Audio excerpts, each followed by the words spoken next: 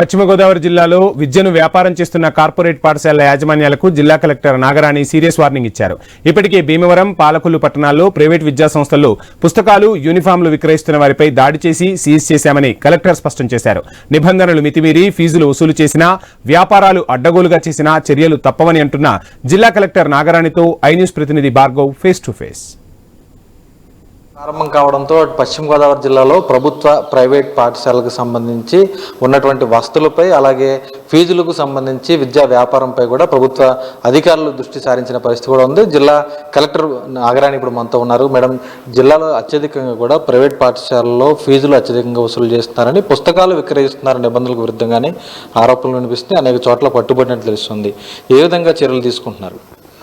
ఇప్పుడు ఈ ప్రైవేట్ స్కూల్స్లో, ప్రైవేట్ విద్యా సంస్థల్లో చాలామంది middle class people, below middle class people ఎంతో ఆస్పిరేషన్తో వాళ్ళ పిల్లల్ని అక్కడికి పంపిస్తూ ఉన్నారు. అయితే ఈరోజు మేనేజ్మెంట్ రిప్రజెంటేటివ్స్ అందరినీ పిలిచి గట్టిగా చెప్పడం అయింది. ఎట్టి పరిస్థితుల్లోనూ కూడా ఎక్కువ ఫీజులు, స్కూల్ ఫీజులు కాకుండా ఈ యూనిఫామ్స్ కానీ, తర్వాత బుక్స్ అని, ఇంకా రకరకాల పేర్లు పెట్టి ఎగ్జార్బిటెంట్గా ఫీజులు వసూలు చేస్తే కఠినమైన చర్యలు తీసుకుంటాము అనే మెసేజ్ని గట్టిగా చెప్పడం అయింది. మేము దాని మీద కూడా దృష్టి పెట్టి ఇంకా అది కరెక్టివ్ స్టెప్స్ అన్నీ కూడా తీసుకోవడం జరుగుతుంది. ఏదైతే బుక్స్ అవి సీజ్ చేసామో అవి మా కంట్రోల్లోనే పెట్టుకుంటాం, వాటికి ఎట్టి పరిస్థితుల్లోనే ఇచ్చేది ఉండదండి. అంటే పాఠశాలల ఆవరణలో ఎటువంటి వ్యాపార కార్యకలాపాలు చేయకూడదు అనేది కూడా జీవో తెలియజేస్తుంది. మరి అటువంటి నిబంధనలు మితిమీరిన వారిపై ఎటువంటి చర్యలు తీసుకోబోతున్నారు?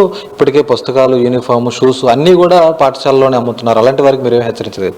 ఇప్పుడు ఈ ప్రైవేట్ స్కూల్స్లో నిబంధనలకి లోబడి వాళ్ళకి ప్లే గ్రౌండ్స్ ఉండాలి, పిల్లలకి సరైన గేమ్స్ పీరియడ్స్ ఉండాలి, అలాగే వాళ్ళకి టైమింగ్స్ మెయింటైన్ చేయాల్సి ఉంటుంది. ఇవన్నీ లేకుండా ఫీజులు ఎక్కువ వసూలు చేసిన తర్వాత క్వాలిఫైడ్ టీచర్స్ పెట్టాలి ప్రతి స్కూల్స్లో కూడా. అది చాలా ఇంపార్టెంట్. చాలా చోట్ల మిస్ అయ్యేది ఈ అంశం మిస్ అవుతూ ఉంటుంది. ఇవన్నీ కూడా మేము కఠినమైన చర్యలు తీసుకుంటామండి.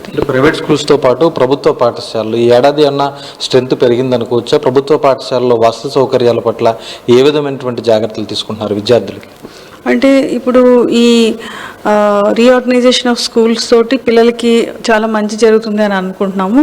మోడల్ ప్రైమరీ స్కూల్స్ తోటి ప్రతి సబ్జెక్ట్కి ఒక టీచరు రావడం జరుగుతుంది. దాంతోపాటు గవర్నమెంట్ చాలా ఫెసిలిటీస్ గవర్నమెంట్ స్కూల్స్లో చదివే పిల్లలకి ఇస్తూ ఉన్నాము. మిడ్ డే మీల్స్తో పాటు బుక్స్ కానీ, యూనిఫామ్స్ కానీ, స్కూల్ బ్యాగ్స్, అన్ని ఫెసిలిటీస్ అన్నీ కూడా అందుతున్నాయి వారికి. అయితే లాస్ట్ టైము ఈ పేరెంట్ టీచర్ కాన్ఫరెన్స్ పెట్టాము. ఇప్పుడు జూలై 5th కూడా పెడుతున్నాము. అయితే పిల్లలకి, పేరెంట్స్కి గవర్నమెంట్ స్కూల్స్ మీద ఒక పాజిటివ్ దృక్పథం అయితే ఏర్పడింది. అది ఇప్పుడే మన 16th స్టార్ట్ అయినాయి కదా, మనకి స్టాటిస్టిక్స్ వస్తున్నాయి. అయితే మంచి సూచనలు అయితే కనిపిస్తున్నాయి, నెంబర్స్ అయితే పెరుగుతున్నాయండి. ఈరోజు తల్లికి వందనకు సంబంధించి చాలా మంది తల్లులు తమ అకౌంట్లో డబ్బులు పడలేదని ఆందోళన చెందుతున్నారు. కొంతమందికి అనివార్య కారణాల వల్ల రాలేదు, అనర్హులయ్యారని కూడా చెప్తున్నారు.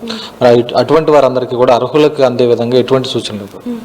ఇప్పుడు ఈ కొంతమంది తల్లులకి కొన్ని ఇష్యూస్ వల్ల పడట్లేదు అనేది ఇప్పుడు ఈ గ్రామ సచివాలయాస్లో వారికి అన్నీ కూడా ప్రాబ్లమ్స్ రిజల్యూషన్ పెట్టడం అయింది. వాళ్ళకి ఏ ప్రాబ్లం ఉన్నా కూడా, కరెంటు బిల్లు పక్క వాళ్ళది వీళ్ళకి ఏమైనా యాడ్ అయినా, లేకపోతే 4-wheeler వీళ్ళు ఉండి ట్యాక్సీగా నడుపుకుంటే కూడా వాళ్ళకి ఎలిజిబిలిటీ ఉంది తల్లికి వందనం స్కీమ్లో.